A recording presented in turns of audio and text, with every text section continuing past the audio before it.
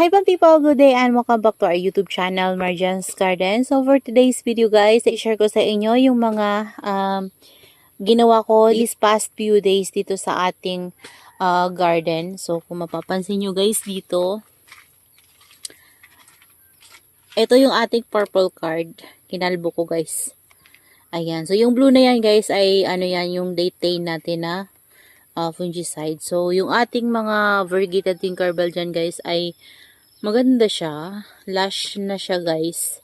Ayan, okay naman siya. Tapos yung mga ibang leaves na galing dito ay dyan ko lang naman guys hinulog. Tapos yung iba nandito, nilaglag ko dyan. Para dyan na lang sila guys mabuhay. So, sobrang lago na kasi nito guys. Sayang hindi ko na napakita sa inyo. Kasi hanggang ngayon guys, wala pa rin kuryente dito sa amin. And low bat talaga yung cellphone ko kahapon. So, nagpa-charge lang ako ng power bank sa generator. Doon sa, sa kapatid ko. So, ayan, ngayon naka-charge tayo. Nakuhanan ko siya ng video, nakagawa tayo ng video. So, ayan, hanggang ngayon, brown out pa rin. So, matagal-tagal ata guys dito magkakaroon ng kuryente. So, ayan guys, yung ating purple card nakalbo na. Sayang hindi ko napakita sa inyo, ang lago-lago na yan guys. Tapos dito yung mga kinat ko sa kanya. Ito sila. Gusto ko kasi siya guys mas stress, parang nagkakaroon siya ng color. Oh. Ayan. So, ito na yung nilaki niya sa akin, guys. Ito na yung hinaba niya. Yan, o. Nabili ko to kay Ma'am Sheena Malidom of Egor Succulent Corner. So, gusto ko maparami si purple card. Kaya ginawa ko, kinat ko siya, guys. And then today, magbibigay tayo ng update doon sa mga succulents na nabili natin kay Balangabang Succulent Bouquet. Ayan. So, first natin, guys, ay yung ating napakalaking sino ba to? Si Murasaki. Ayan. Super big talaga niya guys. As in. Ayan o. Grabe yung laki ng mukha niya guys. So, sobrang nabibigatan siya sa mukha niya. Ayan. Tapos napansin ko nagkaroon siya ng mga dot-dot pagkatapos ng bagyo guys. Kasi sobrang basa nga sila dito lahat. So ginawa ko, nag-spray ako kanina umaga ng systemic fungicide. So dito sa pinakapuno niya. So meron na yan ugat kaya maiinom niya na yon. Ito yung area na nakalbo guys. Ayan siya. Yan, nagre-recover na, nag-o-open na yung rosette niya dito. Sayang guys, no, kung kumpleto lang yung leaves niya, ang ganda niya. Kasi ito yung naputol sa kanya guys, oh. Pinatong ko lang din yan. Tingnan natin kung may roots na. Ayan, meron na siya guys. Yan. So, nakapatong lang yan guys. Ganun lang naman ako guys magtanim kasi pinapatong ko lang kahit yung mga cuttings natin. After makat, minsan kapag hindi na talaga ako nag-air dry, pinapatong ko na sila sa rice hull. So, yung potting mix natin, meron yung garden soil sa ilalim. Tapos pinapatungan ko siya ng fresh na rice hull. Para kahit basa yung ating garden soil, hindi siya guys ma-absorb ng ating mga bagong cut na mga succulents. So, ganun yung ginawa ko sa ating purple card, Aron P, yung mga nakaraan ng mga kinat ko. Ayan. So, yan na guys, yung ating napakalaking Murasaki. So, sabi ko sa inyo, ipaikot ko yan. Doon ko siya. Tinry ko siya guys. Ang pangit niya tingnan. Kaya binalik ko na lang siya sa ganitong posisyon. Ayan. Magti-trail na lang siya dyan. Tapos, yung atin naman guys na silver bomb. Ay, nandito siya. Ito. Nagtry ako sa kanya guys. Kumuha ng ilang leaves. Kasi yung iba niyang leaves sa ilalim guys ay nag-dry. So, tinanggal ko na siya. Tapos, naisipan kong kuhanan siya ng ilang pirasong leaves para maipropagate. Kasi yung isang leaves dito guys sa old ko na silver bomb ay nagkaroon siya ng baby sa leaves nung tinanggal ko. Maliit pa siya guys. So, ayan o. Kung makikita nyo, ayun siya. So, nagtry ako mag-propagate sa kanya. Ito ata galing siya dito sa old ko. Ayan, ito nagmashi oh. Ayan, may ano na talaga to. May hindi na siya healthy. Ayan, tapos kinuha ko yung ibang leaves niya, ayan. Para i-try ko siya guys, i-propagate. Baka sakaling makabuhay tayo ng silver bomb sa leaves. So, mapaparami ko itong ating silver bomb. Ayan. Pati ito guys, so tinanggalan ko to ng mga leaves sa ilalim para mapropan natin. Ayan oh. Yan sila.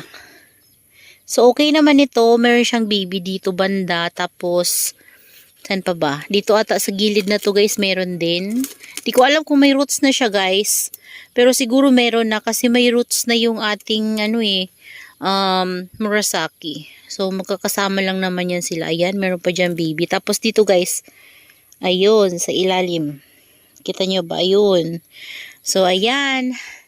Sana mapalaki ko yan guys. See? Silver bomb. Ang ganda nyo guys no. Ayan no. Ayan. Rare yan na succulents guys. And next natin guys ay yung ating dito. Yung ating sino ba to? Nakalimutan ko yung pangalan niya guys. Ayan. Ito siya. Meron niyang name. Pero nandito kasi tayo sa kabila so hindi ko mabasa. So ito, nakuha ko yan guys kay Igor Succulent Corner. So pinasabay ko lang yan kay Mamigs. So magkapatid naman kasi sila guys. So nag-try lang naman ako makiusap na baka pwedeng isabay ko yan doon kay Mamigs. Kasi medium box naman yung nalalagyan ng ating Murasaki. So nagkasya naman sila guys. So ayan na. Tinabi ko siya sa aking Obiforum pala guys. Obiferum. Ayan. So, yan sila. Okay naman sila guys. Dito ko siya nilagay para mainitan sila dito ng morning sun and then afternoon. Shaded naman sila guys pag afternoon eh. Ayan. Tapos, yung free naman sa akin guys ni ma'am. Yung free niya sa akin ay nandito. This one.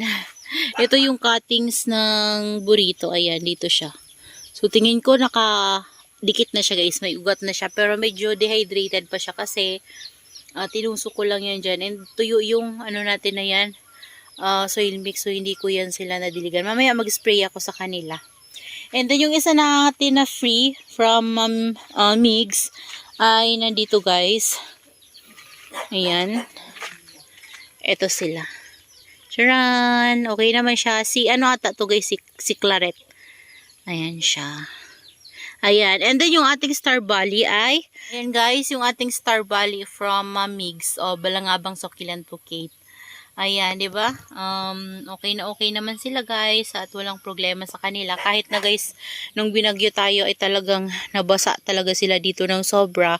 Okay naman sila. Merong mga nag-black leaves dun sa mga naitanim natin na succulents. Pero, okay naman din guys. Hindi naman siya tumuloy. So, tinanggal ko lang yung mga black leaves sa kanila kasi na overwater yun kasi syempre wala pa silang ugat.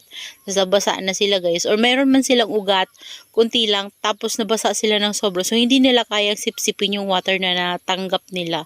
So kaya sila nagkaroon ng mga black leaves. So na overwater sila. Pero so far guys, okay naman sila ngayon kasi ngayon nakatanggap na sila ng sunlight. Siguro mga 2 days na guys uminit dito after ng bagyo. So ayan, nainitan na sila. Pero hindi gaano guys yung sunlight. Tama lang yung init talaga. Kasi kulimlim. Ayan o. Ayan. So, yan yung panahon dito. Pero, so far so good. Nakakatulong yun guys sa ating mga succulents para magkaroon naman sila ng color at maging stressed din sila guys. At mabalik yung ganda nila sa dati.